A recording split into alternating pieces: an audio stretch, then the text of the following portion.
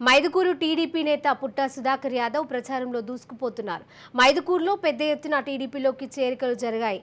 జపన్య విద్యా సంస్థల అధినేత పందిరి డేవిడ్ టీడీపీ నేత సుధాకర్ యాదవ్ ఆధ్వర్యంలో 500కు పైగా కుటుంబాలు పసుపు తీర్థం పుచ్చుకున్నాయి.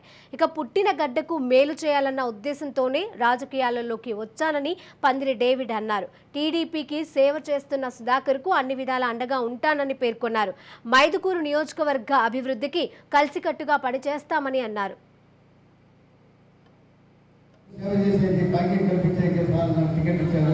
మీరందరూ కూడా సహకరించాల్సిందిగా మిమ్మల్ని కోరుకుంటున్నాం.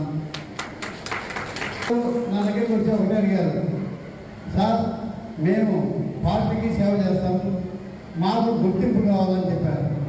గుర్తింపు కాదు, నీకు ఇటువంటి నాయకులు గట్టిగా దేనికైనా నేను అండగా ఉంటా. గుర్తింపు కాదు, నీకు మంచి హోదా కూడా మంచి ప్రజల్లో 10 మందికి తెలిసే రకంగా నీ పేరు శాసన నిలబడేదాకా నేను గుర్తింపిస్తానని చెప్పి మాట చెప్తానని చెప్పారు. నాకు ఎక్కడ ఏదైనా కోరిక లేదు సార్. నాకు కావాల్సిన పేరు కోసం నేను రాజకీయం వస్తున్నా. నాకు ఆ అవకాశం కల్పించాల్సిందని నన్ను ఉంటే నేను చాలా సంతోషిస్తున్నాను. నేను కూడా రాజకీయం వచ్చి సంపాదించాలా, పేరు ప్రతిష్టలు తీసుకురావాలా, ఎవరు చేయనటువంటి అభివృద్ధి చేయాలా,